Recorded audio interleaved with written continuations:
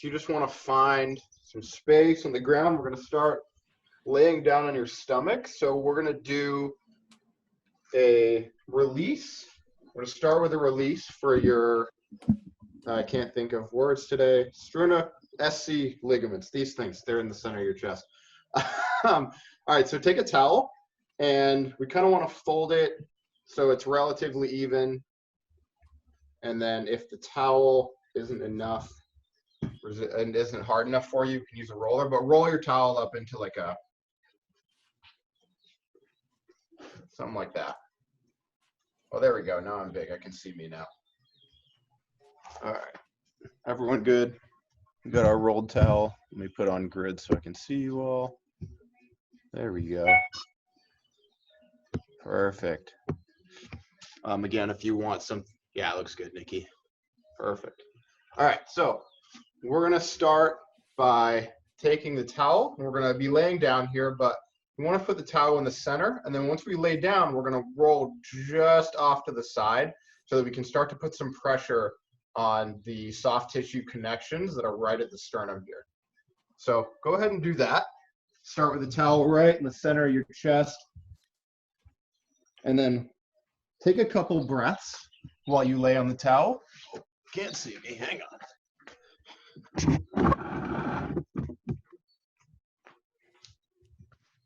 couple breaths with the towel right in the center, and then you don't want it digging into like your solar plexus right here, so just slide up so that the bottom of the towel is kind of right at the bottom of your sternum.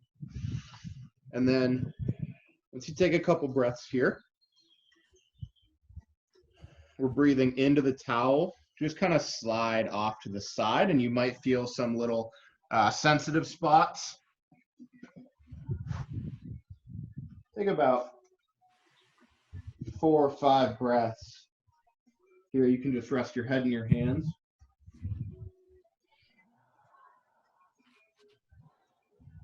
So what we're doing here is trying to release the fascia that connects to your sternum. So that fascia wraps all up around your traps and through your upper back and around your rib cage. So a lot of the time when we're feeling a lot of tension through the shoulders, releasing from the front can actually help the back. So I'm just kind of laying on the roller there. Take 4 or 5 deep breaths into the roller.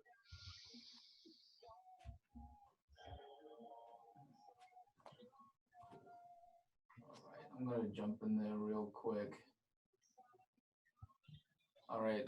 So essentially, for some females who are more well endowed, like especially like for Kylie, sometimes like a whole roller over here might be really, really uncomfortable for them.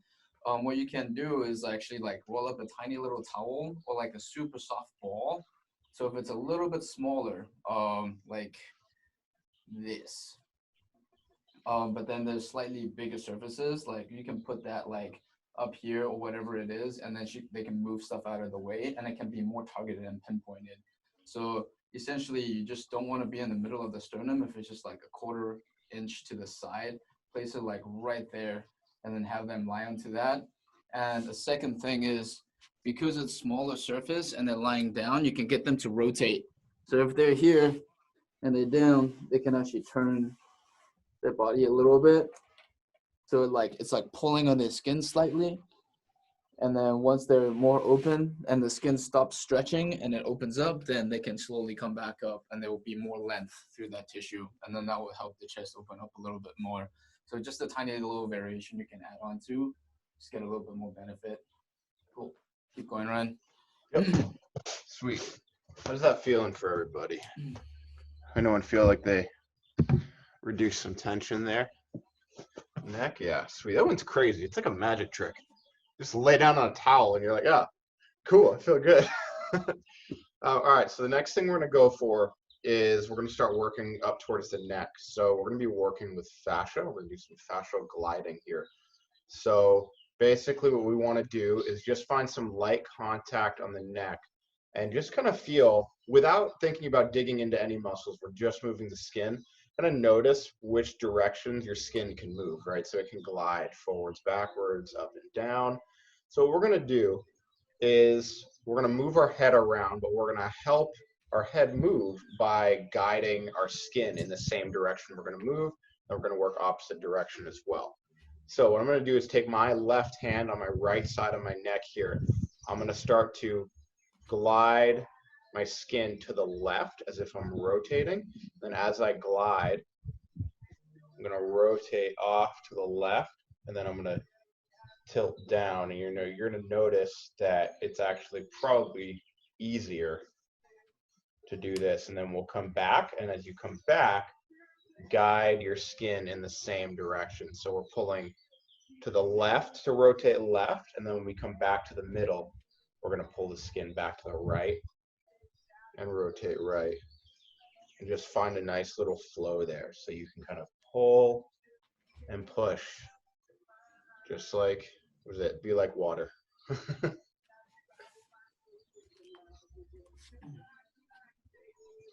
And then what we can do with that is also play around with pushing in the opposite direction. So for this one, I'll actually take my same side hand, and as I rotate left, I'm going to rotate, as I'll tension my skin here, and then as I rotate, I'm going to just feel where my skin wants to stop my head. So I'm just pushing back, rotating, and then at a certain point, you're going to feel a little bit of resistance, and that's where we want to stop and just breathe and see if you can feel your skin or your fascia here actually start to glide and lengthen a little bit.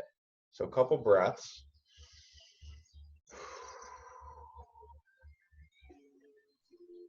So just like, so we just keep in mind, like the body models along lines of stress,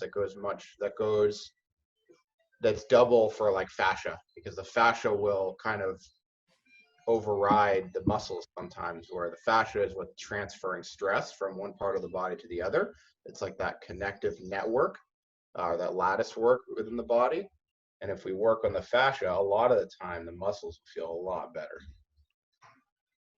And we'll go the other side. So I'm going to go right hand to left side of my neck, start rotating right, and then pulling very lightly skin to the right.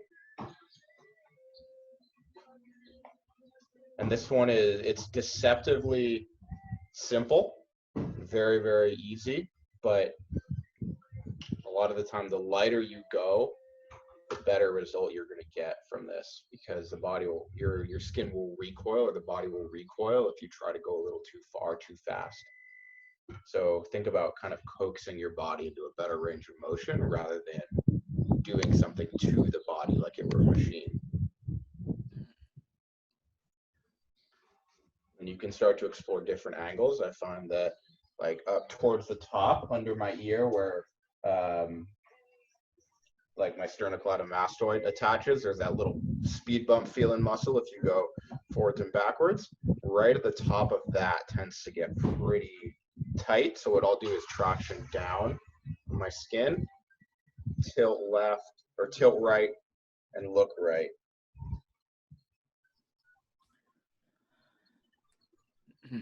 And then come back out of that, and then you can play around, push up as you rotate, or turn to the right, and that should be easier. Awesome. I'm gonna jump in here real quick. Yep. So, notice that what Ryan is doing is amazing. It's essentially called same side vectoring. So you're essentially pulling to the same direction in order to guide your body in that direction. So fascially, like the brain really, really likes that. But for sometimes, everyone's fascia is wound up slightly differently. Sometimes this might not feel as good, or some people need more feedback to be like, hey, I want more. How can I get this more of a stretchy feeling? So the other one is opposing side vectoring. So essentially, if I like to use opposite hands, so I'm taking my left elbow towards the right neck.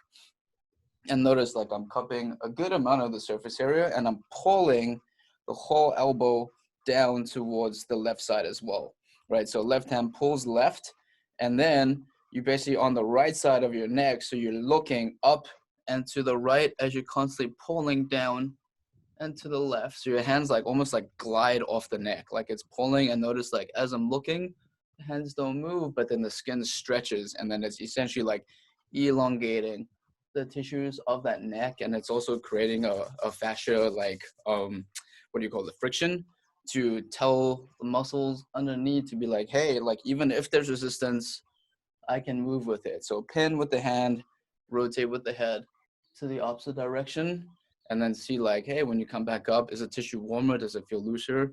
And a lot of times because you're inducing like resistive movement, the brain's like, oh, okay, cool. Like I actually have strength to be able to move a little bit more. So everyone's slightly different. Just play around with which technique works. You can do this exact same thing for like the trap and stuff like that too. You know, it's just, you can pin it with the fingertips over here, squeeze it down, you're pulling to the opposite side, and then just move the head. You can roll the shoulders and stuff as you're doing that too. Cool. Awesome. Nice little self-release. Cool. Keep going, Yeah, Ryan. super cool with that one. Yeah, so like it's really non-invasive and it's super easy to do. So like the source of the tightness we feel a lot of the time it's not even muscles. A lot of the time we feel fascial tightness because the tension on the fascia is what's dictating, I don't know what they're called. They sense joint position. I forget. A lot of the time, like the fascia is what's giving our brain information about joint position. So if we move the fascia and kind of coax the fascia in one direction, we can actually convince the body that a certain range of motion or joint position is safe, just by changing and adjusting the fascial tension rather than working on the muscles themselves. All right, so what we're going to do now, we just did some releases. So now what we're going to do is stabilize. So we'll lay down on the back. So basically, your body doesn't want to give you more range of motion. Muscles don't want to stretch, right? Generally. So we want to be convincing the body that it's safe. So one way that we do that is through flexibility work. We're giving the body more access to more range of motion. And then through stability work, we're convincing the body that that range of motion is actually safe. So what we're going to start with, since we just worked on the neck, is some chin tucks. So what we want to do is just look straight up at the ceiling or the sky, whatever. We're going to look down with your eyes, tuck your chin, keep looking down. So chin tucks into the collarbone, and then roll your head and neck off of the ground. Keep your ribs tucked here, so you might actually feel a little bit of core tension there. And then without untucking your chin, we're going to look up towards the wall behind us, lower the head back down, and then untuck your chin. So same thing again. Tuck your chin, roll. Now notice what else wants to move, right? So as you do this one, you're noticing your shoulders want to come up. Are you noticing like your ribs flaring? Just kind of double check and see what other parts of your body want to help you do this movement. And then try to breathe and just isolate this to your neck. So if you get to the top of this and like your shoulders are in your ears, you'll be like, oh no, wait, neck, you don't need my shoulders to do this job. So do a few reps of that, and the better you get at noticing what else is helping you and kind of keeping it in check, a lot of the time the better this is going to feel. Yeah, there we go. Cool. And then as you come up here, just kind of like move your neck around and see if anything feels different. Thumbs, está bien. Perfect. Cool. All right, so we're back down on the ground. Sorry, we're going to be doing some ups and downs. We got our sit-ups in today. So we're going to do some egg rolls here. We're going to same position, knees come up, grab the shins. So the idea here is that eyes lead the head, lead the body. So I'm going to look left with my eyes, let my legs splay open here like a happy baby, turn my head as if I'm looking down into the ground, and then allowing my body to turn through. And then as my body falls to one side, I'm actually going to look all the way behind me. And then to come back, I'm going to start with my head looking all the way to the right. And then as I get to the limit of that range, I'm going to let my legs open first and roll through to that side. So we're getting rotation from the top of the neck all the way down through the T-spine into the lower back and even into the hips. And just remember, lead with your eyes. Feel that rotation travel down your spine. and just allow the weight of your body to carry you through the movement. So we're not forcing anything. And then if you want a fun little challenge here, see if you can find a position anywhere in this range and just stop and hover. So can you own any area? Can you own every single area here as you roll through? And are we just letting gravity control us, or do we actually have control over the movement? So if I'm rolling through here and I get to this point where my knee is hovering off the ground, can I do a complete stop? Or can I do a complete stop here or here, right? So experiment with that a little bit. How's that feeling? Hey guys, is head off the ground? Or are we kind of It rolls, so when I'm right here, it's just rolling, but it'll come off when you look behind you at the end. Does that make sense? Yeah, thank Cool. you. If they want a little bit more neck activation, they can totally keep the head suspended. But either or, yeah. For sure. Nick, you good? Sweet. Yeah. Just right. make sure that people with vertigo do it super slowly or don't do it at all, because a lot of times this could trigger something. But the irony is that this is the stuff that's going to help prevent future vertigo things the better they get at it. So maybe just lying down, turning head from side to side, moving the eyes with it can help. And then like a progression to that would be full egg rolls and stuff. Yeah. Sweet. All right. Do both of you have a foam roller? Yep. Cool. Key roller. Awesome. All right. So take your towel that you had before.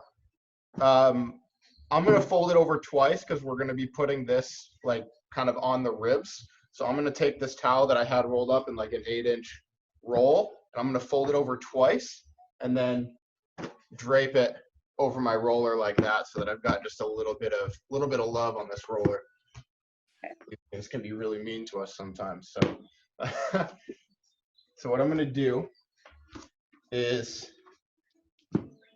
kind of lean over the roller. So I'm not in my armpit here. I'm just below it. So I'm actually kind of sitting on the ribs, and then feel free to stop and just fold the towel over a little bit more if you need to. From there, I got the model pose here going. So I'm just going to rest my head in my hands.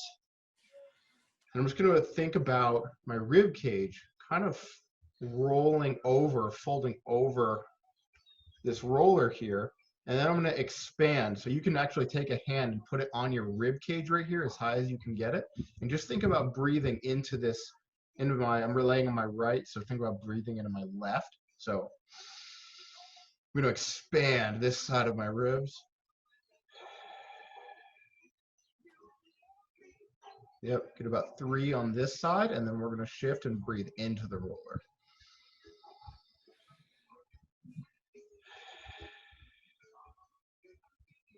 So you'll notice if you lean back a little bit, you're going to find like your lat muscle and maybe some of your deeper rotator cuff muscles, and that could be a little bit sensitive. So just explore, and then roll forward, and you're probably sitting on the serratus muscle, which can be a little sucky sometimes. Now I'm going to breathe into the roll. I'm going to shift. I'm going to think about lifting my body up with my breath as I breathe into the roller and sinking down again.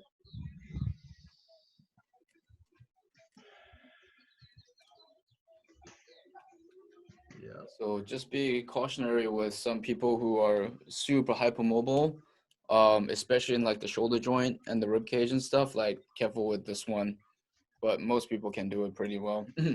Yeah, and then just like before you get back on the roller, see if one side of your ribs feels different. So for me, the side that was laying on the roller is like, oh, okay, we can take a full breath now. Same thing, other side.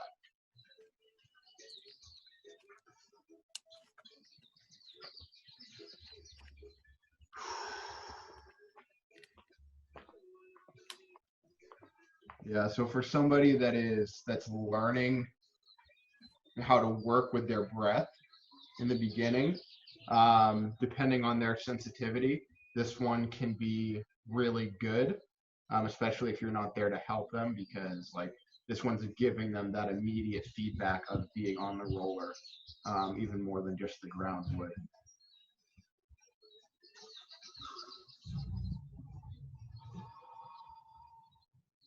And then definitely if we're working with overhead mobility or anything like that, for sure one to incorporate.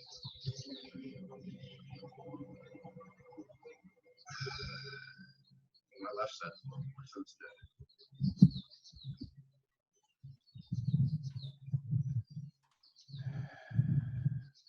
Perfect. When you're ready, go ahead and come off of the roller there. Take a couple nice deep breaths. Okay. Cool. Yeah. And then just kind of like wiggle around, see if that got easier. So it's funny. It gets easier to move your spine, even though we didn't really do anything to the spine. We just affected the fascia and the tissue that connects it all together. So it's a fun one. I haven't done that in a while. Felt good. All right, so we're gonna come into cat-cow. So we're gonna start working on a little bit of active mobility here. So what we want to do here is find neutral, right? So my knees are resting under my hips, my wrists under my shoulders. And then what we want to do here is start with an inhale. Wait, yeah, inhale, sorry. Inhale, we're gonna arch upper back. We want to start with is just tucking the chin as we exhale. Chin tucks the collarbone. And then we're going to imagine this roll continuing vertebrae by vertebrae down the back like puzzle pieces. So breathing out. And we're lifting from my mid-back and allowing my lower back to kind of follow its lead. And then ending with the hips, just imagining that I have a plumb line lifting from the top of my back. And then we're going to reverse it. We're going to start with the head and neck. Breathing in. Yep, chin lifts. And start to roll through your upper back. You're getting that extension. You want to feel the muscles between your shoulder blades start to light up, the erector muscles along the spine, and drop your shoulders down so they don't collapse into your ear. And then completely arch, pull your hands down, pull the mat together under you. And reverse it. Chin, upper back, lower back. Take a breath there. Recheck with your shoulders, make sure they didn't come all the way up. Drop the shoulders down, untuck your chin. It's gonna be our last one here. Extend through your upper back. Again, dropping down. You should really feel your lats right here light up a little bit. You're pulling together and come back to neutral. Do a little bit of side to side stuff. See how that feels. You can recheck here. Maybe that feels a little bit better. I'm getting a lot less pops than I was in the beginning. That's for sure. Cool. Good on that one. Cool. All right. Last one. For the T-spine here. We're going to go with some rotations for the upper back. So we've done a lot of flexion extension, but what we're going to do here is just sit back onto your heels if it's comfortable. If not, we can rock forward a little bit. That's totally fine. So what we want, I'm going to take my right hand, place on the back of my neck or the back of my head, open my shoulder. That's where I'm going to start. I'm going to reach my elbow down as I rotate the shoulders. I'm kind of rounding my upper back from my right shoulder. And this is tucking down towards my elbow. And then I'm going to open, leading with my shoulder. And then once I get to about here, I'm going to start to open my shoulder, look up and away. Take a breath. Rotating from your upper back. So we notice what we're not getting is this, right? So we don't want to feel anything here. We want to keep this rib on your right side pinned in so that we're really just relegating that mobility to your upper back and not moving into the low back. And we'll come back down.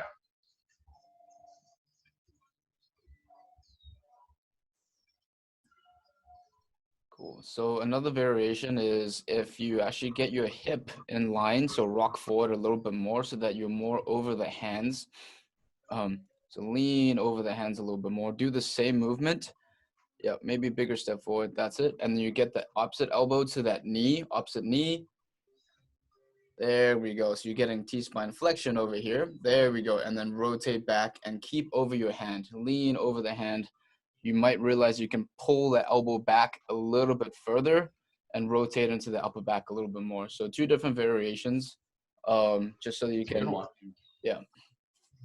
Yeah, I think like as you reach up, you're kind of reaching with your collarbone. Like your shoulder opens and you get here and you're looking up, you're reaching with your collarbone up towards the sky. Mm-hmm. All right. Nice, Nikki. I'd like to add one more. Yeah, for sure. So following that same principle, you can grab a foam roller. You're gonna be lying down over here. So it's almost like an open book, but essentially get your leg parallel to the foam roller. Take the opposite hand and pin it down so that the hips don't move, right? And from here, you can use that elbow to tap the ground and then use the elbow to pull back and rotate. Holy crap. I don't know if you heard those pops. So you're essentially using this hand to keep the knee down onto the ground, and you're trying to reach that elbow down and back towards the floor. So inhale, reach through, and from here you can protract as in reach that elbow forwards. You gliding that shoulder blade more open, the top one, and then pull back, rotate, exhale, look at the back elbow. You realize if you look at the elbow the whole time, you might want to go back a little bit further. So reach, breathe in, exhale, pull back, look at the elbow the whole time. Your body goes where the eyes go, and pull through. There we go. Yep, eyes follow the elbow the whole time. Sweet. That might be a new favorite. Yep. That's a good one. I just made it up. Thank you. Oh, I like it. That sounds really good. Yeah, it's a lot easier. So like we went from, it's interesting how as we go from like a higher, what we call developmental position, which is like on four supports, so quadruped. And then as soon as we go down on the ground, there's mobility that we're able to access on the ground that we couldn't necessarily get to when we were in that higher developmental position. So a lot of the time, making our body feel safer by being on the ground, which is in terms of development, the safest position we can be in, we'll be getting more mobility and more movement because our nervous system feels safer. All right, so now we're gonna actually use the foam roller for foam rolling. So we're gonna do quads, and we're gonna put a little extra emphasis on the outer quad right here. So we'll start in the center, and then we're gonna move out. So when it comes to the quads, they can be super sensitive. So start at the knee right there. And then I'm actually going to take, you can't see that. So I'm starting with the roller just above my knee. And I'm going to take this leg and move it out to the side just for some support. And then as you want to adjust the tension that you're putting on the quad, you can lift that leg up, bring it back. But find that with the knee out, it's a little bit easier to control.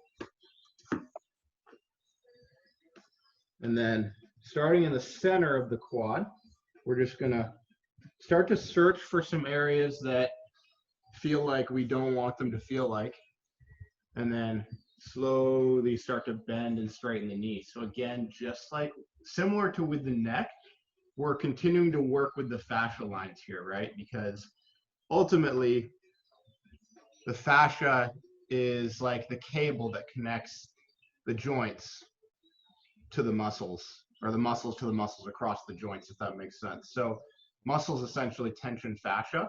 So as we roll the quads, it's a huge muscle that generates a ton of tension. We can feel a difference through the knee, through the ankle, through the hip, even all the way up through the shoulder sometimes, depending on how tight a person is.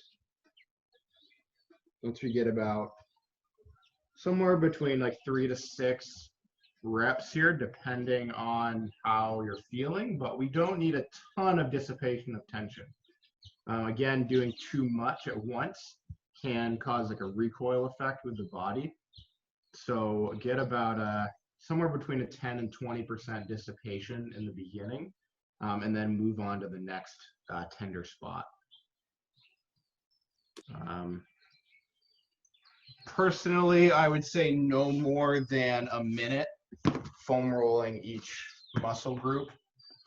It's personal preference.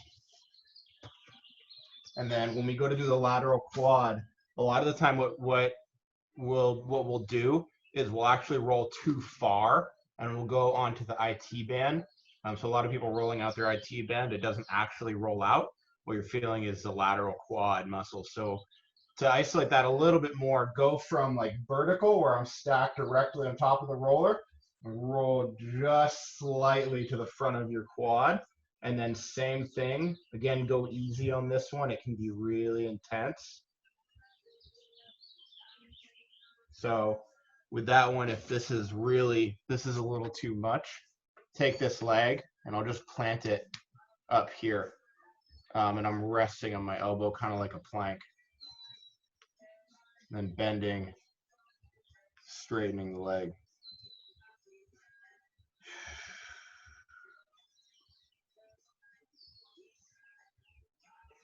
Oh, this one is downright terrible. I just started running again. Got a new set of running shoes, and I was just like, all right, let's do it. Quarantine fitness.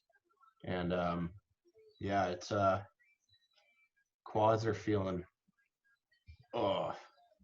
wonderful.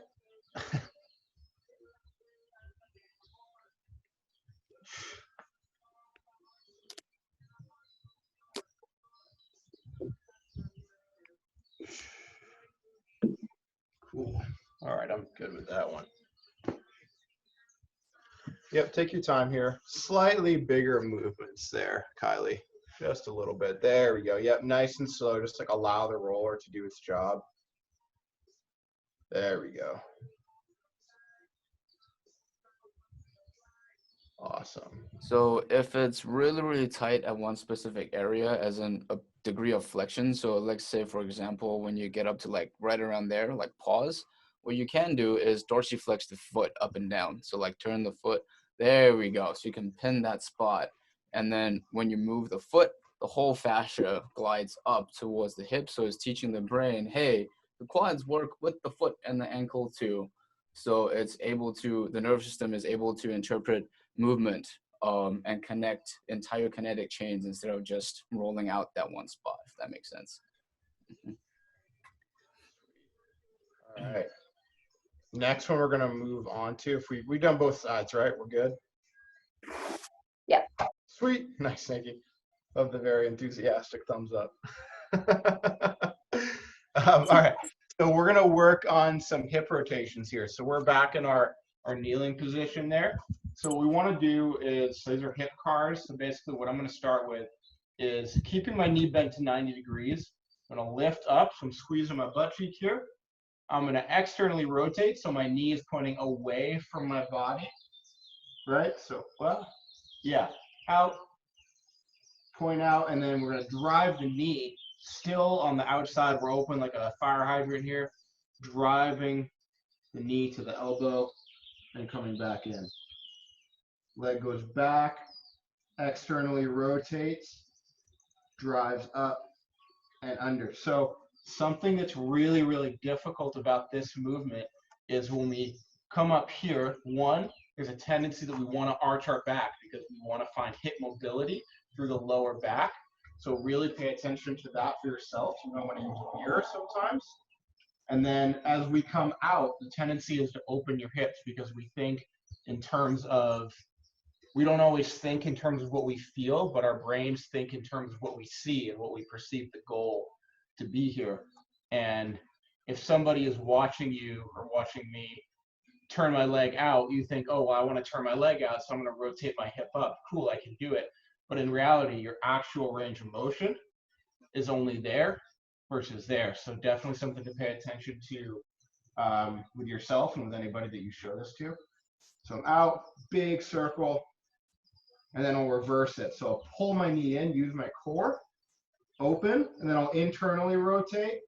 So my knee points in, and then scoop back.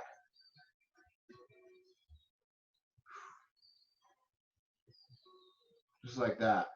So really great way of teaching your hip. If you do this every morning, slowly it'll start to get more and more and more. You might cramp up with this one too. Cramping is okay. We like to think about cramping as your body figuring its shit out. So if you can fight through it, go for it. If you can't, that's okay. Just go ahead and restart.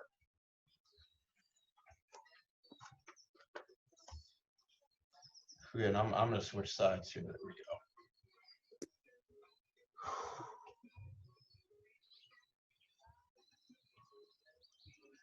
Good. And remember to breathe with this one. There's a tendency to want to hold your breath because it can be really difficult.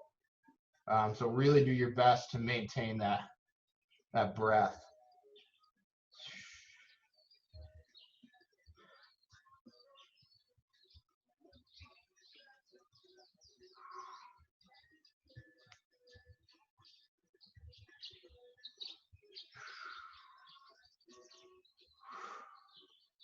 Okay. Alrighty. Getting warm. How are you doing, Nikki? Good? Great. Cool. All right, so next one we got here is we're gonna do a little glute bridge with a reach. So how does that look? That'll work. So I've got one knee up here. I'm gonna start with my right leg up, my left leg out. I'm gonna take my left arm, put it up above my head. So what I wanna do is think about pushing through my right hip. So my left leg actually kind of rolls out a little bit. And then as I push through my right hip, I'm reaching towards my hand, and I'm actually kind of bridging up on my shoulder if you can. Breathe out, come back down. Breathe out, extend. Can take a full breath here. Breathe out, come back in, or we can adjust the breath a little bit where it's a little more dynamic, and we just breathe out as we reach. For some people with shoulder mobility, you can put that that arm down towards the side of the hip. So Ryan, move your hand down to the hip. Yep, all the way down. There we go. So when your hand's down there, notice you can actually roll over the shoulder, and the head can help you support you as well. You guys see my head? Yeah, cool. Yep, and you can use the head to kind of propel the hips up too, so that whole line can open up a little bit more. So 2 different variations you can play around with. And a lot of people have shoulder mobility, so they can't get their arm all the way up. So dabble with that as well. Side.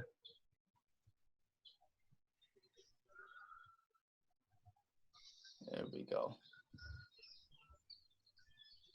Yep. Try to keep the head down, Kylie, so that you use the head to like push into the ground. So you're getting like neck extensors to work as well. Yes. Nice.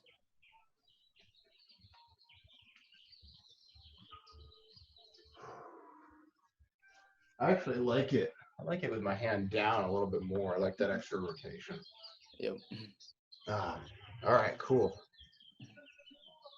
So when we're ready, the next one we're going to go into is we're going to tie everything with the hips together. We'll start working in a position, in our squat position that uses for the most hip mobility. So we're just going to come up to a squat. So if you just want to kind of start kneeling, I'm going to actually rock up. So my left leg's going to rotate open. So I've got my feet tucked here. Then I'm going to post up and roll to the other side.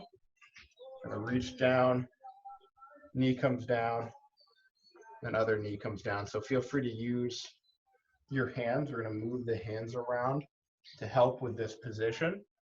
And we're just kind of going around the world. So your first movement when you come down is open your hip till your heel comes down. Walk your hands over And then we're gonna kind of roll your other heel up. Yep. Thank you, man. You too. And then switch sides. So this leg kind of collapses in as I roll through. Just trying to feel through. Like there's no right way to do this one. We're just really feeling through what feels tight. How can the body move through this position?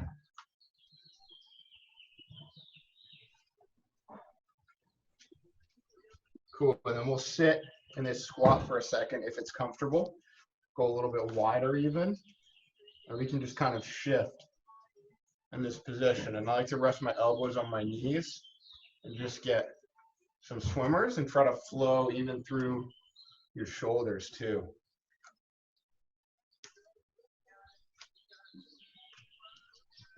You just see maybe if, I know we didn't test the squat beforehand, but does this feel extra good after all the work we just did? Cool. How is that feeling for everybody? Cool. Andy, you want to add anything to the squat? No, that looks good to me. I'll jump in on the ankle stuff. Cool. All right, guys. So with that, let's move on to our last joint for the day. We're going to work on the ankles. So what we'll start with here is I'm just going to fold my left leg under me. Right arm is going to go under my right leg. Then I'm going to take my left hand, grab my shin, and then my right hand is going to cup over my forearm right there. So I've kind of got my knee in a chokehold. So with that, just find something comfortable. And then we're going to start with pulling toes up and extending them. So fanning your toes out. Point the arch of your foot in across your body to the left and start to point your toe and draw big circles with your toes. So coming down, and then I'm rotating out, drawing as big a circle as I possibly can with my toes, really reaching. Get about 3 moving to the inside and 3 more moving to the outside. You might get a little bit of burning through the muscles in your ankle and your calf. That's okay.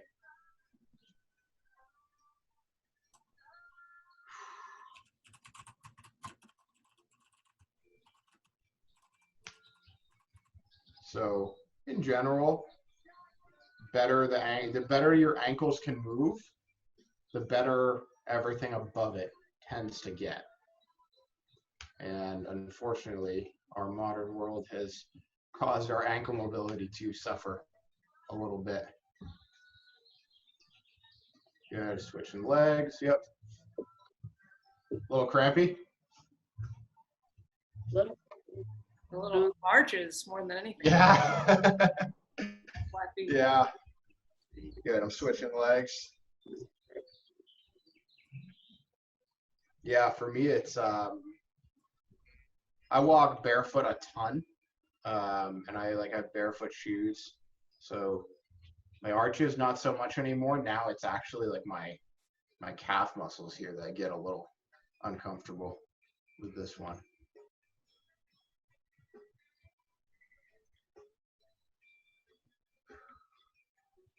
Yeah, nice, Nikki. There we go. Sweet. All right, so. I'll jump in there real quick. Yeah. So, a lot of the times, like, suspended in gravity is totally fine, like moving it through, but sometimes a little bit of PNF will help as well. So I'm gonna tilt my camera down. So remember the retinaculum release and stuff like that? You're kind of in this position, right? So what you can do, take very, very similar principles. So you rotate the retinaculum, push the knee forward as far as it naturally wants to go. And then you want to teach the foot that it can actually stay up. So you essentially, while your foot is pinned down, think that you're pulling the ankles up into dorsiflexion. So pull your toes up towards the shins. Keep that pull and then sit back. So notice you want to try and not let the foot drop, right? Sometimes people who lack strength in their tibialis, like when they lift up the foot, you'll see that this happens before they can actually keep it up. So if you can, pull the foot up away from the ground, keep it up the whole time, and then rock back, and you should feel this start working even harder. So the more you can push that knee forward and pull up and keep that range as you're rocking backwards, it's going to teach the leg and the foot to be, to have that strength to dorsiflex. So it's different than just doing this, because this, you never realize the full range of it, right? But when you add resistance with tension and gravity, then you can say that, hey, I own this end range, pull up and keep that position. Cool. Yeah, so for some people with really weak ankles, you'll see really weak ankles, you'll see that the foot like will not be able to keep up. It will literally be like, and then it doesn't want to lift off the ground. So that's something really, really good to play around with. Yeah, fun.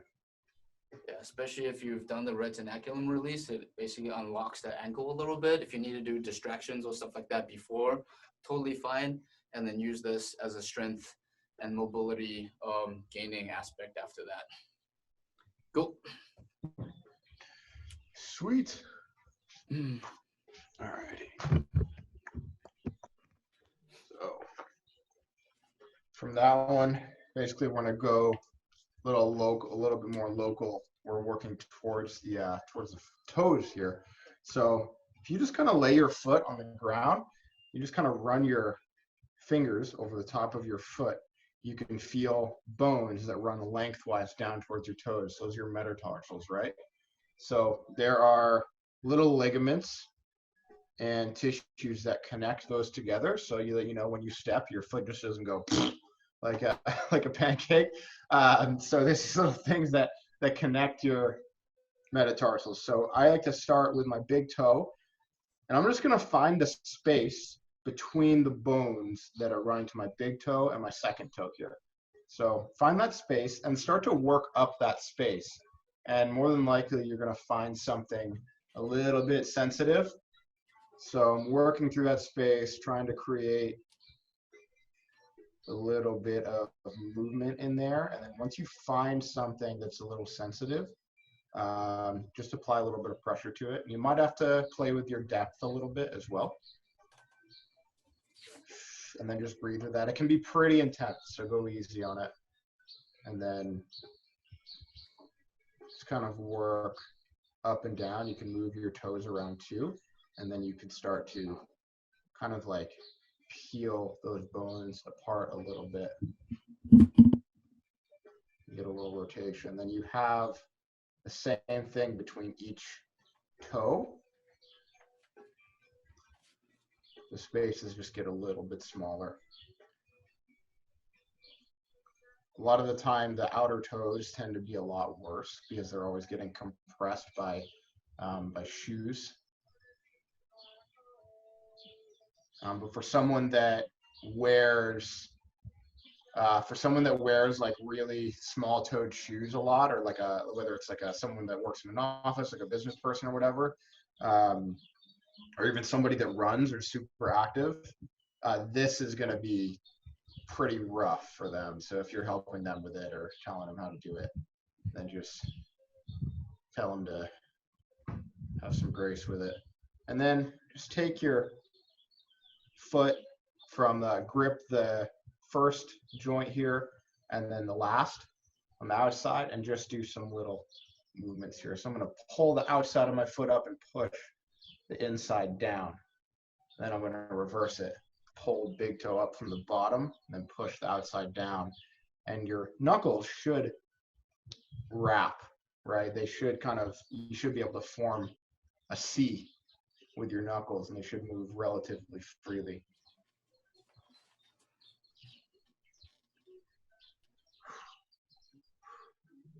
Awesome. Once you're done with that one, same foot, take your right hand, thread your fingers. Let me jump in there real quick. Yep, go ahead.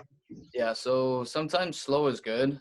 But other times, like, the foot can handle a shit ton of pressure because, like, we're on it like 24/7 and stuff. So sometimes you can teach it to have faster pace impact, especially for like runners and stuff. You want to teach them that it's allowed to handle a little bit of stress.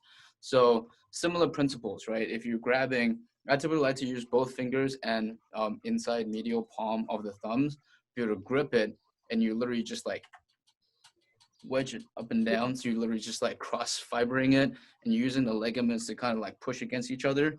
And you might feel like slight grindy stuff, which is fine. Over time, once the tissue starts warming up, you might feel like the joint starts clearing, as in there's less grindy, poppy stuff, which just means that the fascia is warm and it's opening up. So you're just like releasing that. You can go side to side. You can turn up and down. So you're creating torque that way with the foot, teaching rotation. You can draw circles. You can move the ankle with it, like all of that. Just get creative of like how you want to manipulate the foot. Can get a lot of like joint separation. You feel like the foot just feels like it's able to grip and bounce a little bit better. The next one, before we get into the toes, sometimes it's easier to separate joint toe by toe. So if you literally just grab one toe and you can use the other hand, you want to hold it before a specific joint. So you can literally just tell each joint to start opening up. So for example, if I want the first metatarsal to open, you grip just underneath it. You just wiggle that toe, so you're separating to tell that joint to stop moving, right? So move up and down, draw circles, you can twist it, whatever, like the toes can handle quite a lot of pressure. Second one is you just go one joint underneath that, right? And then move the whole toe and teach it to bend up and down. So this is blocking it, the rest of the foot to move, and then the other foot is moving around. Yeah, so it's different than just like wiggling the whole toe instead of actually anchoring the bottom and moving it up and down. You can get into the mid-tarsals by also gripping above that bony area of the foot, gripping just underneath that, and then moving the whole foot. And you might feel like this joint right here is starting to shift when you grip underneath that and move the foot up and down to get more mobility through there. You can do it every toe by toe just to shift it up and down and just see like, oh, okay, one toe is really, really locked up and the others are fine. So that's where you can start getting more separation of which joints need a little bit more work. Cool. Yeah, I mean, everybody should be doing this, but if you're a runner or if you know someone's a runner or a cyclist, like this should, like working directly hands-on with your own foot should be part of every warm-up, cool down. It should be a daily routine because the feet really take it hard. All right, so to follow that up, and then we'll do this on the other side as well. Take your right hand, wrap under your left foot, like trying to work your fingers in between your toes here. Just find that space. And you don't have to go all the way down to like the base of your toe. Just find something comfortable. And then I'm gonna wrap my opposite hand on top. So I've kind of got my toes in a fist here. But the idea here is getting your toes to fan out. Toes should actually be the widest part of your foot. So getting them more comfortable in this position is definitely going to do your foot and the rest of your body a lot of favors. So from there, start to rotate. So same little rotation we did before. So I'm just kind of rotating and twisting like that. And draw big circles with your foot. Notice there's a range that might be a little uncomfortable. Yeah, and always breathing.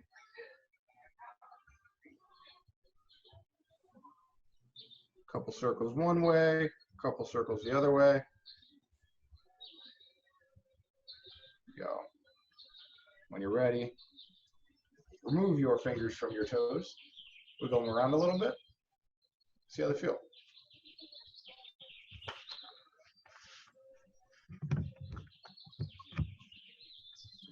And then we'll switch sides when you're ready. So from here, we're going to do that same metatarsal ligament release that we did the first side.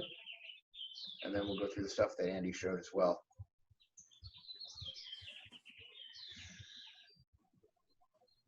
Oh, yeah, it's icky.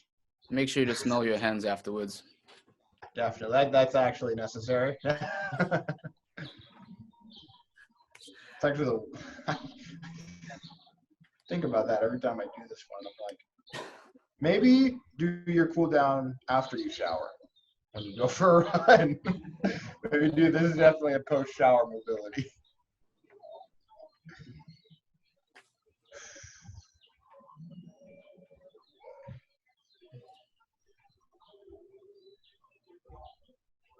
Yeah, it's interesting. My right side is not as bad. All right, once you work through those, start to separate the metatarsals by pushing one side, pulling the other side, kneading your foot kind of like dough.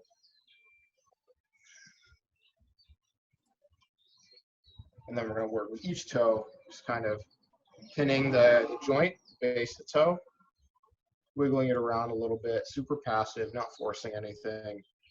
Just work towards the outside of your foot.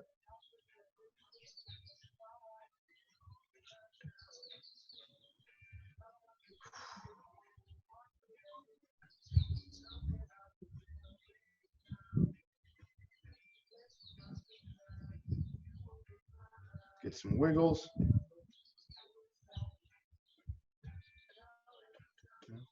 And then when you're ready, thread the fingers between toes.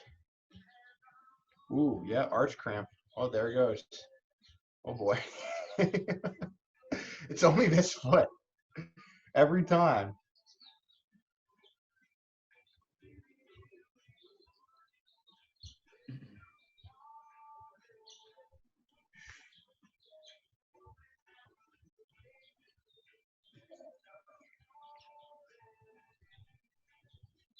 Yep, some meditative toe work here. It's a thing. To make it a thing.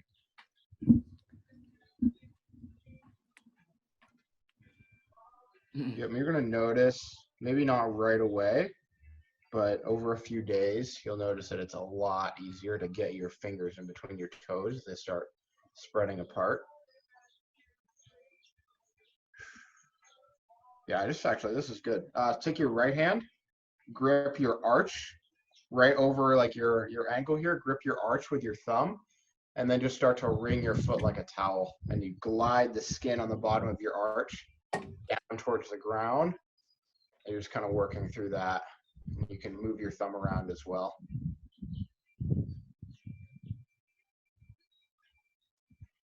Sweet. How are we doing for time? The 10. You're up. Cool. I'm up. Sweet. That worked out really well. There's one last one is just a little plantar flexion rocker. So if we just sit here, point your toes behind you, and then what we want to do is think about flattening the ankles out on the ground a little bit here, and very, very softly rock down to sit down towards your heels. And if you're not feeling anything here, so like my toes are pointed straight back, you can always go there. So that's going to be probably a lot more comfortable, but I like to be there because that's where I struggle with my mobility. Yep. So if that's easy for you, you can start to sit up and even play around with lifting one knee first, rocking side to side, and then leaning back away, supporting with your hands there. You can rock the hips from side to side too to get rotation of the ankles. Yeah. You just sit and then, no, just rotate the hips straight to the side. Yep, like, nope, don't need to move the knees, just side to side. Nope, laterally, just straight side to side. Yes. Yeah. Yeah, you got so when you're here, I'm not understanding. yeah, you can sit.